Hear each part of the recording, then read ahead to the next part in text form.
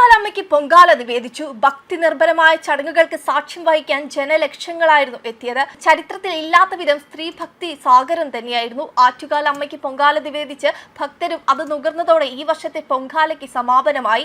ആറ്റുകാൽ ക്ഷേത്രത്തിൽ പൊങ്കാല നിവേദിച്ചതോടെ നഗരത്തിൽ വഴിനീളെ ഒരുക്കിയ പൊങ്കാലക്കലങ്ങളിൽ പുണ്യാഹം തെളിച്ചു.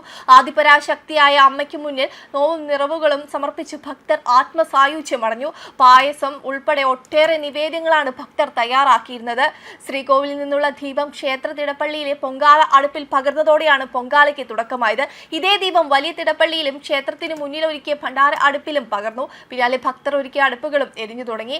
ചെണ്ടമേളവും കരിമരുന്ന് പ്രയോഗവും അകമ്പടിയേകി. ദുഃഖങ്ങളെ കനലരിയിച്ച് ജീവിതാനന്ദത്തിന്റെ മധുരം നിവേദിച്ച് പൊങ്കാലയുമായി മടങ്ങാൻ ഭക്തലക്ഷങ്ങളാണ് തലസ്ഥാനത്ത് എത്തിയിട്ടുണ്ടായിരുന്നത്. മേൽശാന്തിയാണ് ക്ഷേത്രസന്നിധിയിലെ ഭണ്ഡാര അടുപ്പിൽ തയ്യാറാക്കിയ പൊങ്കാല നിവേദിച്ചത്. തുടർന്ന് 350 പൂജാരിമാർ നഗരത്തിന്റെ മറ്റിടങ്ങളിൽ ഭക്തർ തയ്യാറാക്കിയ പൊങ്കാല നിവേദിച്ചു. ചന്ദ്രഗ്രഹണമായതിനാൽ ഉച്ചയ്ക്ക് 3:10 മുതൽ രാത്രി 7 വരെ ക്ഷേത്ര ദർശനം ഉണ്ടാകില്ല. ചലച്ചിത്ര ടെലിവിഷൻ താരങ്ങളും വിവിധ മേഖലകളിലെ പ്രമുഖരും അടക്കം ഇത്തവണയും പൊങ്കാലയിടാൻ എത്തിയിരുന്നു. കേരളത്തിന്റെ ചുമതലയുള്ള AICC general secretary Deepa Das Munshi പൊങ്കാലയിട്ടു. പൊങ്കാലയിടാൻ എത്തിയതിന് തെരഞ്ഞെടുപ്പുമായി ബന്ധമില്ലെന്നും സ്ത്രീകളുടെ ഉന്നമനത്തിനും ലോക സമാധാനത്തിനുമാണ് പൊങ്കാലയിട്ടതെന്നുമായിരുന്നു അവർ പറഞ്ഞത്. KPCC ജനറൽ സെക്രട്ടറി മണക്കാട് സുരേഷിന്റെ വീടിന് മുന്നിലാണ് ദീപാദാസ് മുൻഷി പൊങ്കാലയിട്ടത്. കോൺഗ്രസ് നേതാവ് ദീപ്തി മേരി വർഗീസും ഒപ്പമുണ്ടായിരുന്നു. അങ്ങനെ പല പ്രമുഖരും ഇന്ന് പൊങ്കാലയിട്ടിരുന്നു. ഇന്ന് രാവിലെ 9:15 ആറ്റുകാൽ ഭഗവതി ക്ഷേത്രത്തിൽ ശുദ്ധ പുണ്യാഹത്തോടെയായിരുന്നു ചടങ്ങുകൾ ആരംഭിച്ചത്. 9:45 പൊങ്കാല അടുപ്പുവിട്ട് ചടങ്ങ് നടന്നു.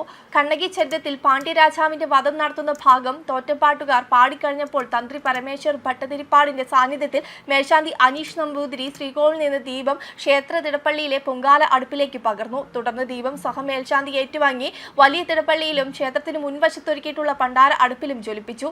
അതേസമയം ഭക്തർ തയ്യാറാക്കിയ അടുപ്പുകൾ കത്തിക്കാനുള്ള വിളംബരവുമായി ചെണ്ടമേളവും കരിമരുന്ന് പ്രയോഗവും തുടങ്ങി. പണ്ടാര അടുപ്പിൽ നിന്ന് പകരുന്ന ദീപം ഏറ്റുവാങ്ങി ഭക്തർ സ്വന്തം അടുപ്പുകളിൽ ജ്വലിപ്പിച്ചതോടെയാണ് നഗരം യാഗശാലയായത്. രാത്രി 8:30 കുത്തിയോട്ട ബാലന്മാരെ ചരൽ കുത്തും. 10:45 മണക്കാട് ധർമ്മശാസ്ത്ര ക്ഷേത്രത്തിലെ ദേവിയുടെ എഴുന്നള്ളത്ത് പുറപ്പെടും. നാളെ രാത്രി 9:45 കപ്പഴിച്ച് ദേവിയെ കുടിയിറക്കും. രാത്രി 12:45 നടത്തുന്ന കുരുതി തർപ്പണത്തോടെയാണ് ഈ വർഷത്തെ പൊങ്കാല ഉത്സവത്തിന് സമാപനമാവുക. വെബ് ഡെസ്ക് കർമ്മ ന്യൂസ്.